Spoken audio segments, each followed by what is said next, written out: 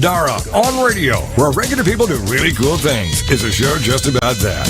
Regular people who live life on their terms, doing the things that make them unique, interesting, and exciting. Now, let's get on with the show. Here's your host, Dara Blaker. Hi, this is Dara Blaker of Dara on radio, where regular people do really cool things. And it is hot outside. It was, I think, 95 degrees today. But the great thing about living here, an hour before showtime, I took a dip in the pool, and now I'm freezing. So it should be, I don't know, hopefully I'll try not to shiver too much. Tonight's show I've been looking forward to all week. Is going to be so much fun because we get to celebrate the official release of Chris Power's first feature, The Long Pigs. And he's here today with the star Anthony Alviano.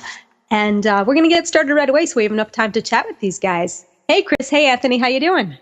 Hey there, Dara. How you doing? Hi. Who's that? Hi. Now let me see if I can tell the difference between you guys. Let me hear Chris. This is Chris.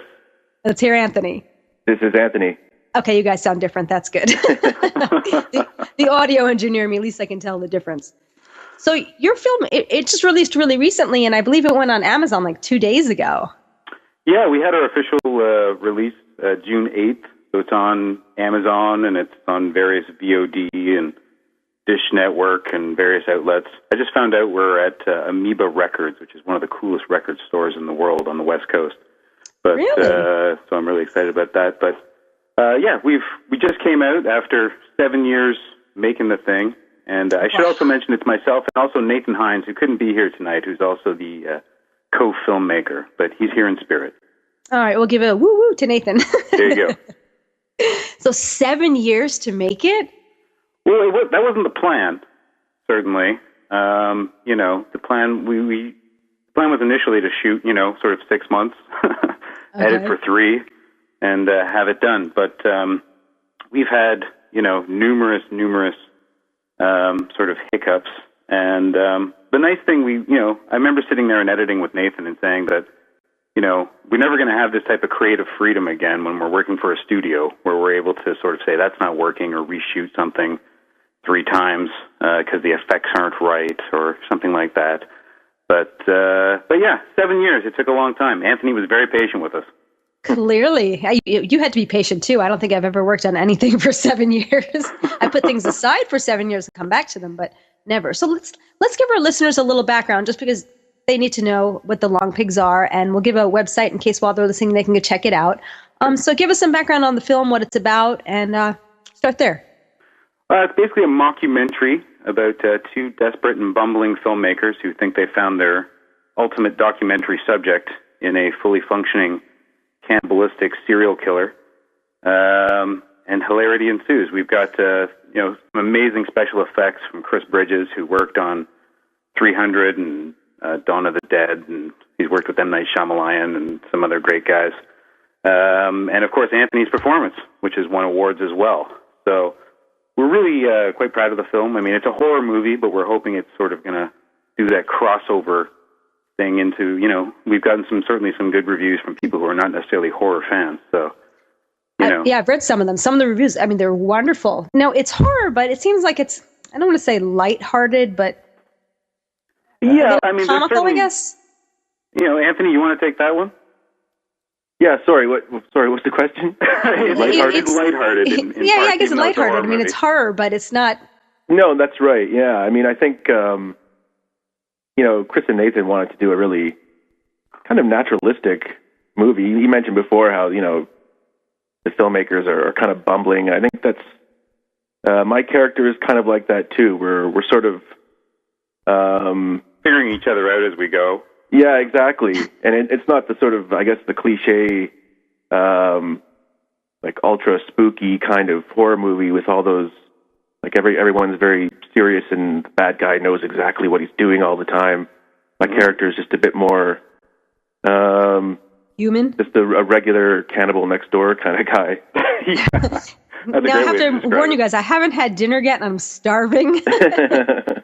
Well, there's a good rib scene in the movie. Check out. But I do actually want to touch on this cannibal thing, Anthony. What was that like to play someone who ate people? I tried to give the character the motivation of actually being into it for culinary reasons. And at least that's what he sort of tells himself. And I tried to just stick with that. Like, I guess I'm a bit of a foodie myself, and I've like watched all these, Food Network shows and everything, and I tried to like, if you gave some sort of meek kind of nerdy guy a chance to do a cooking show, what would he do? It just happens to be, cannibalism. But I just kind of kept with that. Does he have a favorite part that he likes to eat? He likes to expound on probably pretty much every part of the human body. He likes to talk about how much he likes everything. Yeah, we were talking about the back. Certainly there's a scene with the ribs. But there's, I think the great thing that, we had going for us is that, at times while we had, lots of special effects going on, and it was very, sort of technical, and a lot of it was just blocking.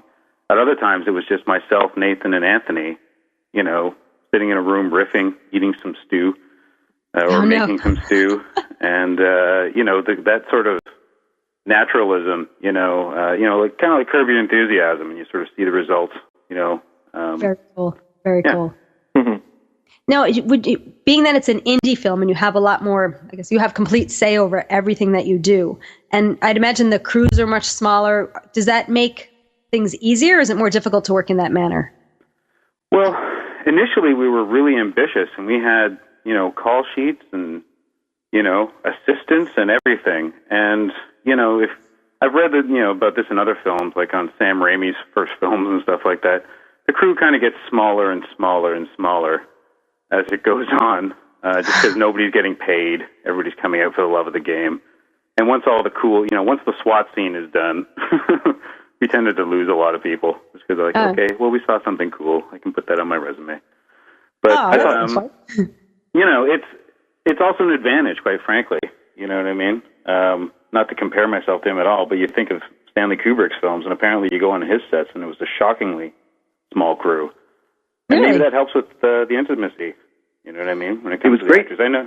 I mean, Anthony can act on that, talking about that. Yeah, it was great for me just because, the fewer people that are around, like it did make it more intimate, and I could just concentrate on the camera, and my character is sort of getting interviewed throughout the movie at times, and so I am like addressing the camera, and I could just concentrate on that instead of like having all these strangers around. And I'm not like a really experienced actor with large sets and everything like that. So hey, you did a great scene with Michael Madsen. Come on, don't. Oh, that's cool. What film was that in?